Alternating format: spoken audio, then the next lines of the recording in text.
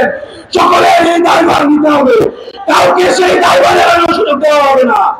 15 জানুয়ারি বুধবার prime Asia ইউনিভার্সিটির সাধারণ শিক্ষার্থীরা তাদের দাবিগুলো বাস্তবায়নের জন্য আন্দোলন আরো তীব্র করার ঘোষণা দিয়েছেন।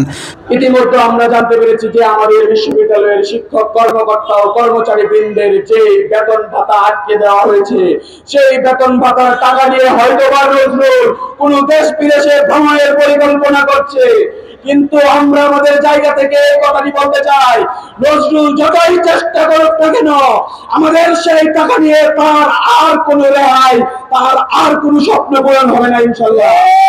শিক্ষার্থীরা জানিয়েছেন তাদের ন্যায্য দাবি পূরণে কর্তৃপক্ষের উদাসীনতার বিরুদ্ধে তারা সব ধরনের পদক্ষেপ নিতে প্রস্তুত।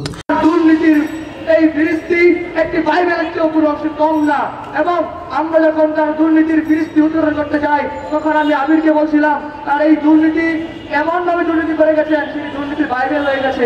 গত কয়েক সপ্তাহ ধরে শিক্ষার্থীরা 4টি মূল দাবি সামনে রেখে আন্দোলন চালিয়ে যাচ্ছেন। দাবিগুলো হলো দ্রুত সময়ের মধ্যে অবৈধ বোর্ড অব ট্রাস্টিজ অপসারণ, স্বল্প সময়ের মধ্যে বিশ্ববিদ্যালয়ের নিজস্ব ক্যাম্পাসে স্থানান্তর, নিরপেক্ষ প্রশাসক নিয়োগের মাধ্যমে একাডেমিক কার্যক্রম স্বাভাবিক রাখা এবং নতুন বৈধ বোর্ড অব ট্রাস্টিজ নিয়োগ, দুর্নীতির সুষ্ঠু তদন্ত এবং সংশ্লিষ্টদের বিরুদ্ধে শাস্তি নিশ্চিত করা। এই দাবিগুলোর সমর্থনে প্রাইম এশিয়া ইউনিভার্সিটির 232 ব্যাচের সাধারণ শিক্ষার্থীদের উদ্যোগে মুক্তির সংগ্রামী কণ্ঠ শীর্ষক এক আলোচনা সভার আয়োজন করা হয়। সভায় বিশ্ববিদ্যালয়ের শিক্ষক, শিক্ষিকা এবং সাধারণ শিক্ষার্থীরা উপস্থিত ছিলেন। বর্তমানে আছি ঢাকার Banani 23 4 tower building prime Asia ইউনিভার্সিটির সামনে। দীর্ঘদিন যাবৎ প্রাইম এশিয়া ইউনিভার্সিটির সাধারণ শিক্ষার্থীরা তাদের কিছু দাবির জন্য আন্দোলন করে যাচ্ছে।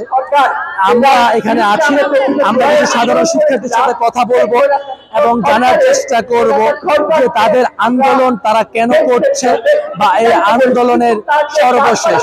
আমরা কিছু সাধারণ শিক্ষার্থীর সাথে কথা বলার চেষ্টা করব। আপনারা এই যে আন্দোলনগুলো কেন করছেন? আমরা আমাদের অবৈধ অপসারণের জন্য এবং পার্মানেন্ট ক্যাম্পাসের জন্য। এখানে বিগত প্রচুর দুর্নীতি হচ্ছে, যার জন্য সাধারণ শিক্ষার্থীরা অতিষ্ঠ হয়ে গেছে। তারা এখন তাদের ন্যায্য দাবি চাচ্ছে, তারা পার্মানেন্ট ক্যাম্পাস চাচ্ছে। দর্শক শুনতে পাচ্ছিলেন শিক্ষার্থীর মুখ থেকে কথা। আমরা আরো কিছু শিক্ষার্থীর সাথে কথা বলবো এবং আরো বিস্তারিত জানার চেষ্টা করবো। আমি শিক্ষার্থীর সাথে কথা বলি। জি, আমরা একটু কথা বলতে চাচ্ছিলাম যে আপনাদের যে বর্তমান যে কর্মসূচিগুলো, এই কর্মসূচির বর্তমান কোন অবস্থা?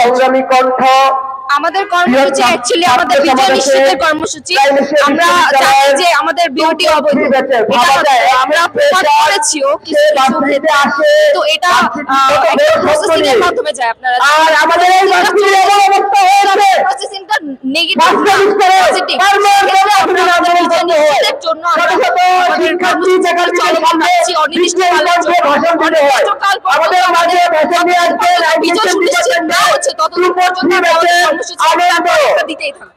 আলোচনা সভায় বক্তারা বলেন, শিক্ষার্থীদের ন্যায্য দাবি পূরণ না হলে আন্দোলন আরও তীব্রতর হবে। তারা উল্লেখ করেন, শিক্ষার পরিবেশ ফিরিয়ে আনতে এবং দুর্নীতিমুক্ত প্রশাসন গড়তে এটি অত্যন্ত জরুরি। বিশ্ববিদ্যালয় প্রশাসনের পক্ষ থেকে এখনও পর্যন্ত কোনো প্রতিক্রিয়া পাওয়া যায়নি। তবে আন্দোলনকারীরা তাদের দাবির বিষয়ে অনড় অবস্থান বজায় রেখেছেন এবং দাবি পূরণ না হওয়া পর্যন্ত আন্দোলন চালিয়ে যাওয়ার হুঁশিয়ারি দিয়েছেন। জাতীয় দৈনিক সরেজমিন বার্তা, শাহিদুল হক প্রান্ত, ঢাকা।